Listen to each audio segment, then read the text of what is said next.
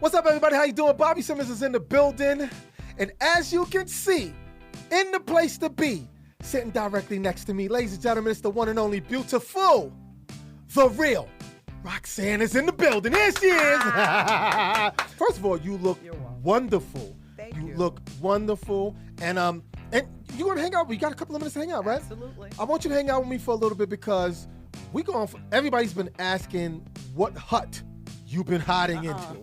People have love for you. And I don't know if you know that there's a lot of people out there who, even young kids, and it's not just old school people, Right. like people who find your videos on YouTube and stuff like that, they're like, oh, she's cool, and da-da-da-da. It's this old stuff, and they really have love for you. How does that make you feel to even know that?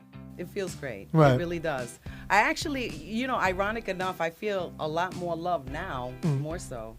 Not that I wasn't getting love back then, but you feel a lot more love now and more communication because, modern technology, but it's great because you get to actually feel and see and communicate now with the people that were out there seeing you perform, where they were like a distance from you. You're on stage, but it's like I actually get to speak to people now, get to know them on a personal level, and they ask for advice.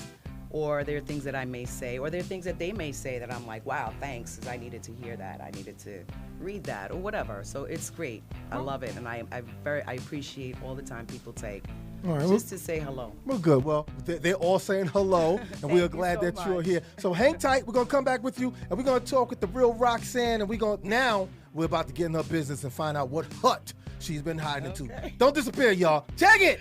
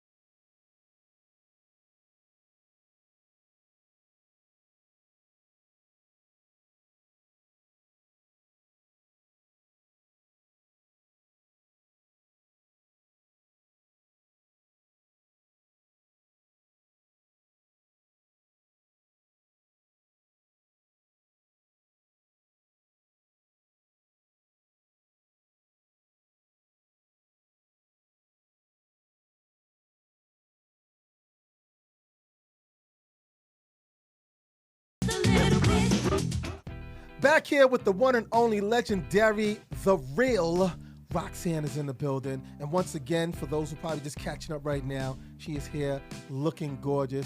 And let's go back because I want to jump into things real quick. First of all, for those who don't know, you are when we say the real Roxanne, you are the young lady that the group Full Force. Everybody's familiar with the group Full Force, who produced Lisa, had their own hits, UTFO, and spinning off the UTFO Roxanne record, because this record, a craze started to happen.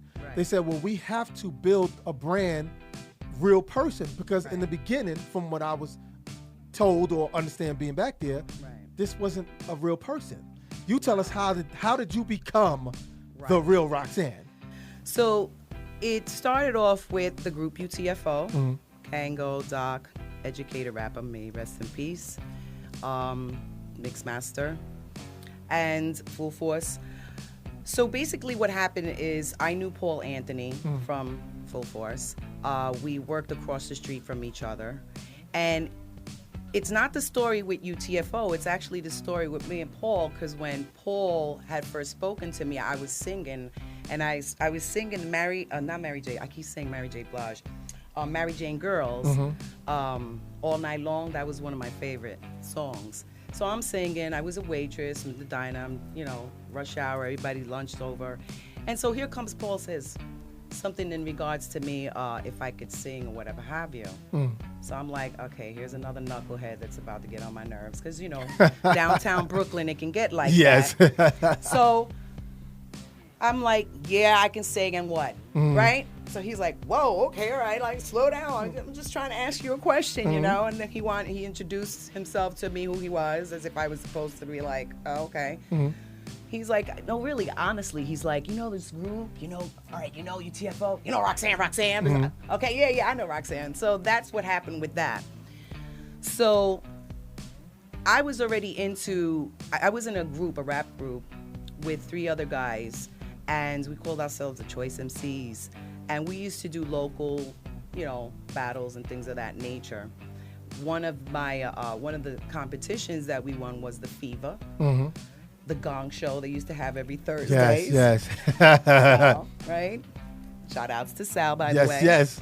And so what it was is I was like the secret weapon. So I was into writing poetry, and that's how I got into rap. And the guys knew that. So they were like, come on, you got some good stuff. You write some great stuff, whatever have you. All right, cool. So now we do this show at the Gong Show. And what it was is that the guys would go up there, they would rap, and they would save me for last. And I was always into fashion, especially like when I was in John Jay High School, I was in the fashion club. I used to wear like men's suit. Like I was one of them females that thought outside of the box, and wear the hat. But I used to jig it, like it looks very, sophisticated and sexy with the little stilettos, I was bringing that out. Female gangster style. But anyway, so I just kind of incorporated. I used to cut up magazines, Vogue, things like that, learn about makeup. Barbara Eden was one of my favorite, like, actress. I Dream of Jeannie, so I like, try to imitate her makeup. I was a girly girl, but at the same time, I grew up with 4 brothers, so I had a little tomboy in me. Anyhow, so he had asked if I could sing, whatever have you. We became friends, and they were having an issue because at the time, to my understanding at that time, they had found someone called Elease Jack. So now they took this girl out of a club. They put her in the studio so she could record the Real Roxanne record, because at that time Shanté had came out. Right? And they wanted their own Roxanne version of what their idea of Roxanne was. Anyway, it didn't work out with Elease Jack. Okay, they had issues or whatever have you. So now they had so many different people. They were booked with so many shows and commitments. They had different people performing as Roxanne, and they needed to narrow it down to that one person. So Paul, knowing me, knowing what I did, and I used to get advice from him on the clothes I was wearing. Oh, I'm wearing this gold sequin dress to the Gong Show, which I did. I actually wore a gold sequins dress with pumps to the Gong Show at the Fever in the Bronx, okay? And when the guys did their thing, I came out last. So now you got the crowd saying, okay, what is this chick coming up here for? What's going on? She looks fly, but what's going on? I would grab the mic, and then I start spitting on the mic, and they're like, oh, and that's how we would burn it, okay, and win it, win the trophy. So that was that. The looks don't match the means. Right, they didn't expect it, right? So it was cool. We ran with that. However, like I said, getting back to Paul Anthony and I, so he asked if I can audition in front of the guys because they were looking to narrow it down to that person they wanted, and I did. I went over to the guy's house and to Full Force's house, met UTFO, all the guys. I auditioned in front of them. I sang, my famous Mary Jane Girls, right? And spit a few lyrics, and then I was it. I was like, that's her. That's her. That's who we want. And from there on, I gave birth to the Real Roxanne. Yeah, I brought life to her. Yes, you did. I bathed her. I fed her. I got her up every morning. You gotta go. Get on that plane, 3 a.m, whatever. I brought life. I added my own ideas as far as, how I dress, things like that. And my own ideas as far as my first album, I was able to actually write on there, co-produce. And that was it. That's from there on, because people, even to this day, the old school people and just people in general, still fighting at the fact that she's not the real Roxanne. It's like, but you, like you said, you branded that to the point of, because people have to remember, and I'm sorry, Shanté is a friend of mine, so I'm about to say this, and I know she checks this all the time. You're Shanté. Your name is not Roxanne. You know what I'm saying? Right. So her movie could have been the Shanté story, but because the Roxanne saga, such a big thing, and she played a part of it too. I don't want to push out, because she played a part at spawning it, like, yeah, I'm talk, because she was good at that. But you were the brand market of, no, I'm the girl that, even though Full Force said, well, we have to find it. Right. But you still said, okay, well, it wouldn't have happened had you not brought me in, or I didn't help you guys mesh this together. I look at it like it was destined, things, it was meant to happen. That was something that was supposed to be a part of my life. Otherwise, it wouldn't have happened, right? Right. What are the chances of Paul Anthony and I working across the street? What are the chances of the whole story came about on how we met each other? And auditioning, I just think it was meant to be. This was something that was given to me that I am blessed with, and I'm very grateful, and I thank God for that, okay? And I took that opportunity to, look, I didn't expect this. That was the last thing I was saying. Right. You know what I'm saying? So I took the opportunity to get more creative and get more involved, and I was so excited. I was like, I'm going to bring life to this character, And you did. And that's what I did. I worked hard and focused on that. I wasn't trying to battle people. And one of the questions that I don't like, that I often get, is what is my war with Roxanne Shanté? Please explain what it. is the Roxanne Wars about? And for people who, back in the old school, if you do your homework, if you really look past the four fingers, you notice that I've never really competed. I never got into competitions. I never had an issue with Shanté. Right. Listen, I was brought into this, okay, I'm thankful, I'm grateful, I'm going to do what I need to do with this blessing. Right. That's what it was always all about, and that's what it will always be about, okay? It's not about, well, I'm so-and-so, I'm this. All right, good. Right. That's nice, I'm happy. But it was more serious to me. It was something that I wanted to take somewhere, and do something positive with, because something I've always wanted to do was to help younger children. That is, they're our future. They're always going to be our future, so we need to do right by them. Yes. And that was something I've always wanted to get involved with. So it was a lot more deeper for me than it was to being on stage where women were degrading themselves. I'm sorry, because that was my view. That's my opinion, and that's how I see it. I don't care whether people like it or not, but I wasn't into going on stage and talking about my mothers and talking about this and that, because my hood, all right, that was disrespectful. You don't talk about anyone's mother. You don't do these things without getting yourself knocked, okay? Right. So unless you're looking to get knocked on stage by me, okay, and you guys want that time, and Full Force, they're like, no, we don't want to do shows with this one. I'm going to keep it real. Right. I said, guys, I don't do well with that. Right. I'm just saying. Yeah. Okay? Don't let this fool you. Okay?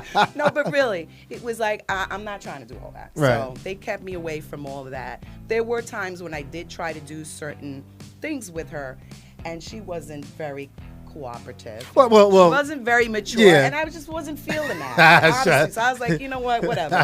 Let's move on. Big up to Shanté. You my people, but Shanté was looking for it back then. But I got you. And she did. You know, she went off with her raps. I had a lot of female rappers that were very, for some reason, I don't know, they felt like they wanted to talk about me. Right. I look at it as, it is part of the rap thing that was, everybody had to big up themselves. Right, and be more competitive. Yeah, absolutely, and I get it. But hopefully that they never really took it personal was my thing. Right. And I always felt like these people taking this too personal. It's a business. Right. You understand what I'm saying? And at the end of the day, if you can't shake my hand, be like, then I don't want to be a part of it. I exclude myself out of that. Exactly. Kind of And let's jump quickly into that, because you definitely did. I mean, of course, you went on to spawn plenty of hit records in hip hop community. They all know, of course, Howie's Teed Off was a very big record. I know because I spent it at the Latin Quarters a lot. Bang Zoom, Take It to the Moon. People definitely love that. Also, please don't be mad at me for saying this, but you also took a stab, kind of like, can I say the first, or maybe I could just say part of being one of the female rappers who took a shot at being commercial with the Respect record that you did and video as well. And you was right about your fashion too, because you was definitely fashionably involved in there though with that video for those who never saw the video. Right. But you definitely had, and I can see and that. even in Vegas, when Right. that was like Yes. a fun thing. Yes. That was Yes. like let's bring Elvis into the rap Yes, type yes. of thing and show him how it should be done. It was great. So now coming through all of that, what made you decide to say, okay, you know what, this is it. I'm out the door with this. What was it that you know what, Rick? Can we do something, Rick? Can we come back with the Real Roxanne, because I need her to explain to me why she disappeared. So y'all hang tight, because y'all want to know this answer too, because that was the whole purpose of y'all saying, Bobby, where the froggle is she? She's gonna tell y'all right now, don't disappear. Party 101.9. Check it.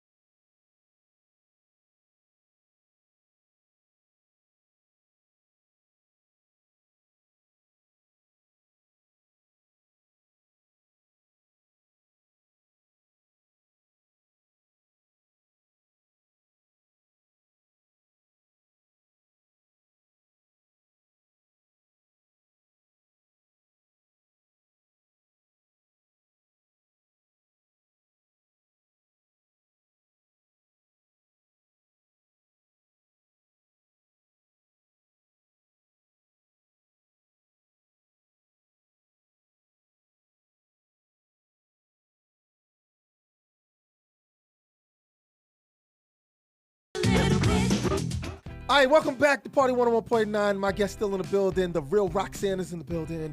And she was about to tell us the reason why she ain't like none of y'all. I'm just playing.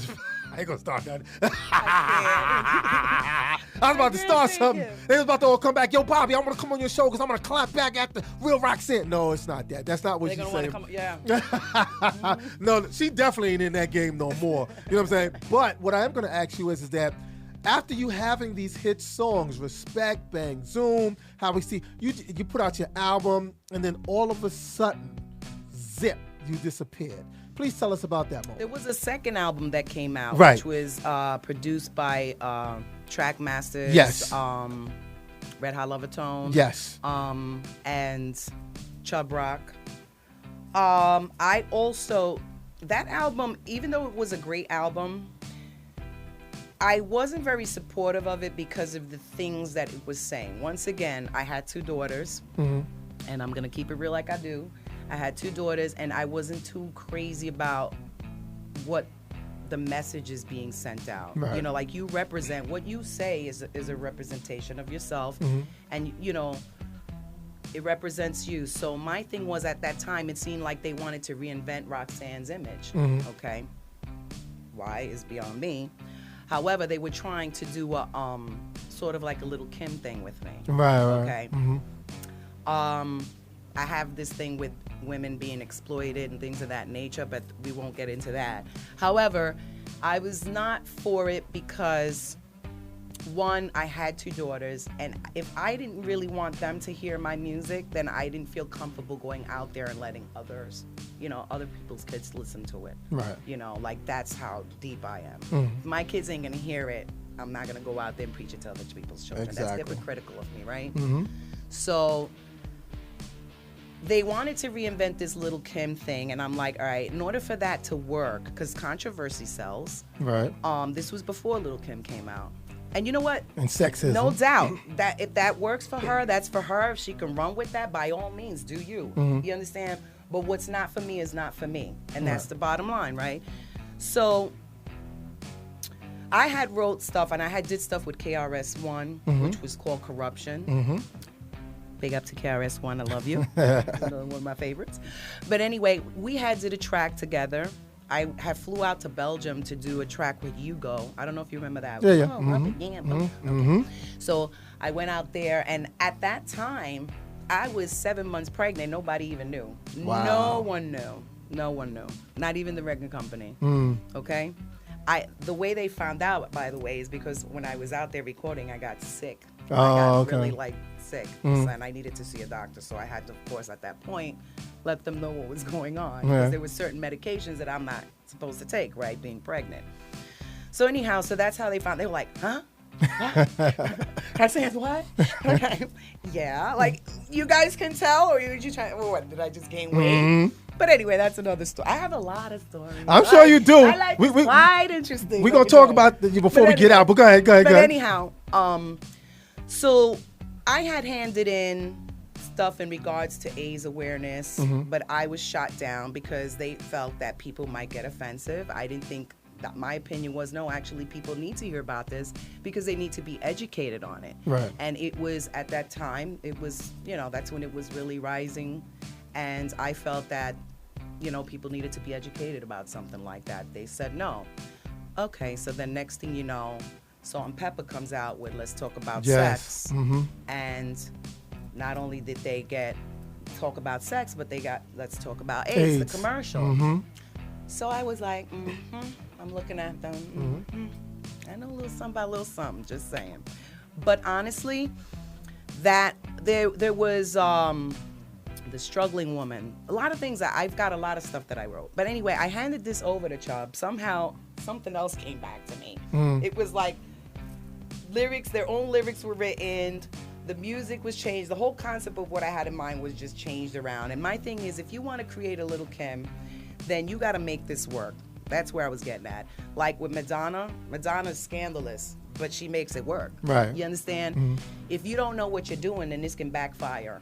And who's gonna be dealing with that backlash? Of course, it's me. It ain't anyone else. I'm the one that's got to deal with that backlash. So I remember being at a concert in D.C. and I remember talking. It was Will Smith. Hello, Will Smith. Okay. Jazzy Jeff and Fresh Prince. And I remember talking, and I believe Chubb Rock was on the bill. And there was quite a few people on there. And this was the first time I was going to perform to my second album, and which was named Go Down But Don't Bite It. So anyhow. Get the title. Go down, but don't bite it. Okay. Keep it moving. Okay, so anyway, I was expressing how uncomfortable I felt about it. And at that time, Chubb, I believe, was going to have a baby too, and I believe he was having a baby girl, So I had a talk with Chubb. I did the performance that day, but I didn't feel comfortable. And it was like, I don't even think I finished the rest of my performance, and then I just walked off the stage. And since then, it's been a wrap. It was a wrap for me, because it was like, I can't do this. I'm not doing this. I'm not a sellout like that. I can't do this. Right. So, and that was it. I went back to school. I went back to school. I had told Chubb Rock, I have a daughter. You're going to have a daughter. This is how I feel about that. Blah, blah, blah. It's not, you're a great writer. You're a great producer. It's not that the album isn't great, because he is. Chubb is a genius when he writes and does things. But it's just not for me. It'll work for somebody else. Yeah. Not for And you also don't want to be responsible putting yourself in a predicament where that a lot of young girls who was growing up at that time really weren't that happy about some of the images they were seeing, in hip hop, because you had some girls who was like, I don't really dig that. And then when you had the Lauryn Hills that came in later on, and you were like, wow, so we can do something like Queen Latifah and all that. So it's understandable that you decided that, you know what, this is not for me. Because a lot of people would have just said, nah, I'm trying to get that guap, dog. You know what I'm saying? You should go get that money. Just because you're doing that doesn't mean it's you. You know what I'm saying? And some always give that excuses. But the thing is that you don't need an excuse. If it's not for you and it doesn't work for you and you don't walk it, then don't talk it. Exactly. You know what I'm saying? And there's nothing wrong with that. And I will say this right now, that I am proud that, knowing the story now, that you decided not to talk because you wasn't walking it. You wanted to tell another story, Right. and you seen other female artists and rappers tell the story about what's really going on and being aware of certain things. And again, I'm gonna see Chubb coming up in a couple of weeks, and no disrespect to Chubb and them too, but they should have also listened to you as well, Right. and say, hey, don't you see such doing? Absolutely. You know what I'm saying? So doesn't mean we're mad at them. It's just that you don't want to put someone in a predicament and you know they're uncomfortable with it, especially if you can't sell them the dream bigger. No, Because most producers and no disrespect, I know Ben are gonna get mad at me now. Back then, even in the early days, men always put that perception in women's heads. You know, yo, I'm telling you, you can sell this, and doesn't mean that you this. Right. And you're saying to yourself, we've come farther than that, my brother. So Right. we can tell the story a bit different and still win. So I'm very proud that you made that decision. I know your daughters. Do you speak to your daughters about that particular I story? tell them the story all the time. Then there you go. Yeah. So you know that they definitely My proud. oldest is going to be 37. There you My go. youngest is 27. Okay, all right. All right. I have 3 beautiful granddaughters. Oh, well, then there you go. Yes, Congratulations. 15. It's going to be 13. 5, Aviva, Juliana, All right. Adiana, I love you. Tiana, Tiara, those are my babies. Okay. And do they look back at mommy's career and be like, wow, this is what mommy used my to do? grandkids are like, Grandma, I told my friends in class that you're the real Roxanne. They're like, oh, please. They're always like, they're like, no. And they find it to be funny because they say, your grandmother. Right. What do you mean your grandmother's a rapper? It's so funny. And then when they see me, they're like, That's Your right. grandmother? That's right. Yeah, I'm grandma, but don't get fooled. Okay. You know what I'm saying? The lat, don't crack. You know what I'm saying? it's awesome. You know, we know. And actually, are you originally from Brooklyn? Yes. Born Okay. and raised in Brooklyn. All right. All Yep. right. Damn I'm it. born and raised in Brooklyn. I'm not from the Bronx. Okay. All right. My birthday's in January, by the way, because a lot of people get me confused with Elease Jack. Right. Okay? Yes. Because you go on Wikipedia. Wikipedia gives you all this info. Yes. So they have me, Elease, Shanté, all entwined there. Right. They created their own Roxanne. I know, right? somewhere. Right. Yeah, but that's Kind of mutated type of thing going on. Okay. But that's the reason why I said let me get her here so Okay. we can get it out to everybody, the truth Right. of what's really real. Another thing, real quick before I let you go, because I also want to put this out there to people too, that I've been watching and known that you've been doing, is that you really are concerned about the people. And this is Absolutely. something rappers should think about too. Future rappers and even past rappers. A situation you've been fighting with and you're still fighting with now, healthcare. Absolutely. Please, real quick, if you can, talk about how important that is, not just to people in America. Well, of course, most of the rappers are American. Right. Why is it important to everyone, this whole thing with healthcare? It's important to everyone because it affects everyone. Right. Everybody, no matter what age you are, we're all subjected to falling ill, right? So it is important for everybody. But in the healthcare business, I've been in the healthcare business for 23 years now. I work in the emergency department, and I'm an emergency department technician. Okay. It's something that it affects everybody in a sense of with the economy, Right. right? Right now, we just had a negotiation going on. It didn't go so well, but that's my opinion. Keep pushing. How it affected me is I lost,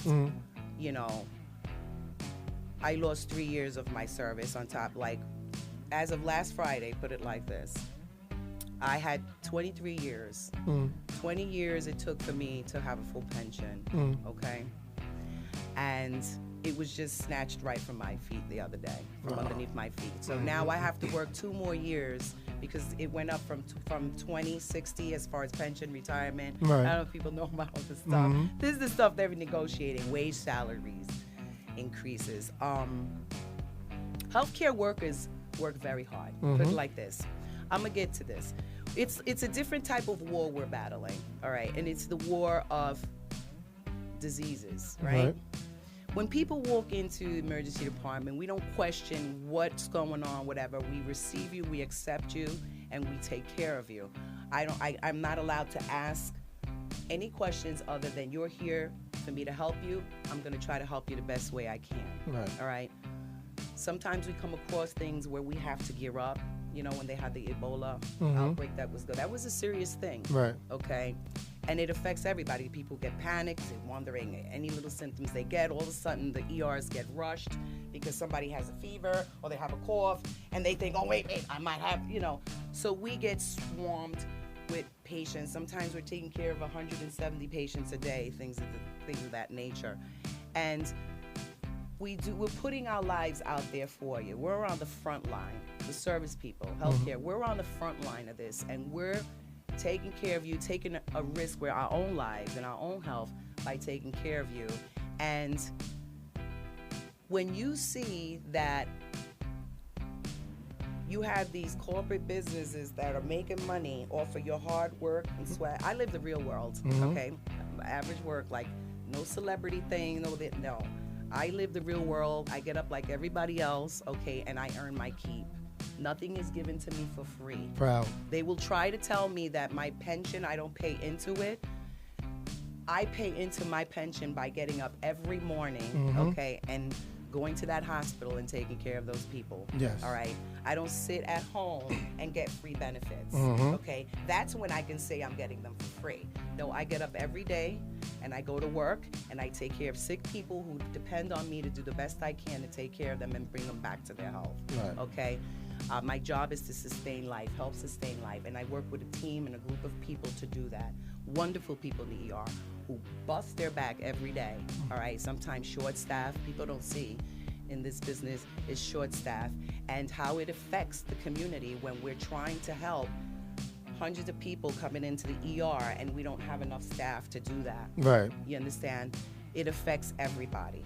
Because now the quality care that I am trying and I'm working so hard on giving you is now being picked off because of the lack of staffing, okay? And this negotiations that we just had, if you compare it to our current contract that we have that hasn't expired yet, we had a 13.6% wage increase throughout the 3-year duration now versus what we're going to be getting now. It's 9%. So we took a 4.6% cut. Okay. It's a lot deeper than you think. Let me tell you something. No. I will have. Maybe it's not the forum. No. I know a lot of people are going to hate. Well, you put it like this. And did I ruffle a lot of feathers out there? Yeah, because I am standing up for the middle people who are being affected by this contract. Right. Because you're one of them. You feel it. And I am one of them. Okay, like I said, I had 23 years. My 20 years that I thought I had secured in my pension, all of a sudden it's slipping away. It's gone. Now I got to work 2 more years to build that pension again. And I lost 3 years of extra service on top of that. Okay? But other people are affected even more because if you have someone who's it's going to affect people that are under 59. If you're over 59, they're going to grandfather you in with the current agreement on the contract, okay? But if you're under 59, it's going to affect you. So the young folks, which right now they don't seem to think that a pension, thinking about, retirement and pension, things like that are important. They're very important. I heard Steve Harvey say a few weeks back, he had a panel of some young kids and they were talking about social media, Facebook. And this one girl had said to him, I like partying, I like spending money, I like doing this, whatever have you. Do you think that I should be saving for my retirement and concerning myself with that now? Or should I concern myself, like get all my partying out the way right now and then do that later? And he said, actually, no, it's the other way around, believe it or not. Because you're young, and while you have that energy and all of it in you, okay, you need to take advantage of planning for your future. Right. Okay? Having your little nest egg for your future, okay? Because, like he said, you could always do that partying later on. You can, and even more so and better. Yeah. You can always have that great time later on, and flourish from your hard work and your earnings that you've made. Right now would be the right time. So nobody's saying don't go out and party, whatever have you, but just be smart, be wise about it, and think about opening up your private retirement, putting money aside and things of that nature for your future, so that when you do retire, you can live comfortably. Because the way things are going now, we all know, with Social Security, if it's even going to exist, okay? And the sad thing about it, too, is that with these young kids, they got to understand is that most of the older people are outliving them. You know what I'm saying? Absolutely. So they definitely have to think about this. Well, yeah, we were told that. Yeah, but you know what? I got to say this. The Real Roxanne, you know what I need? would love to come and talk to you more about these things. Actually, I want to do that. I want to have you, because this one was really about me having her here and to talk about, because everybody wanted to know where you disappeared to, and we got that too. But I think what's important is, and this is just me saying this to you, because I was telling Real Roxanne earlier that I said the last time I seen her was in 1989, and I guess I can say, because back then we weren't friends, but we knew of each other, because my group and when we was out, we're doing a lot of, and the Jack the Rapper conventions and all that and stuff like that. Oh, yeah. We would always bump into each other. But as a friend of yours from then and even now in the future, would like to have you come back to talk about this, because this is a platform for you to speak to everyone about a lot of things that's going on that they need to know. This is a different thing for you. We happy that you were involved in hip hop, and we're gonna talk about later on too when you come back that you back into doing some new music and stuff. Yeah, I'm currently gonna be going back into the studio. Absolutely. Yeah, and we want to see that, but also want to let people know now, right now, watching this and listening to this, is that it is important for people to know, she did her thing then, and we're proud of it. It's recorded, it's documented, and we can always come back to it. We can have fun reminiscing on it. But you're a grown woman. You're not a child. You know what I'm saying? And you have kids, and like you said, and grandkids. So here's some information and some wisdom I have for you. Please, somebody pay attention. Yes. And that's what I would like to use this more of for you. Don't date it. Just say, hey, Bobby, I got a free day on this day. It don't have to be on this day. It could be a Saturday. It could be whatever you're free. We don't mind. This is what this is for. Awesome. Particularly with iHeartRadio right now. Okay. Hi, iHeartRadio. So Hello. Shout out. Yes, exactly. We would love to welcome you back. I just want to say right now, thank you for even coming here to give me this time. And she do got a lot to talk about, and we're going to make sure she do a book too. Hello. Because you need to do a book. Stop playing. You really need to do a book. There's a lot of work ahead of me. If whatever much I can do, because I always tell people, here's what I can do, and here's what I can't do. I can tell you what I can do. Those are things that I can do. We're going to see to it that you get this book done at least, and talk to a lot of publishers, because you got a story to tell and need to be told. And no disrespect to my friend Shanté, there's a movie for you too. Okay. All right. There's a movie for the Real Roxanne. Amen. I just want to say thank you so much for coming and giving me this time. I'm gonna tell you right now, I love you very much. I love the work that you're doing. And thanks for bigging up Ghost Sonic. She said that's her favorite record.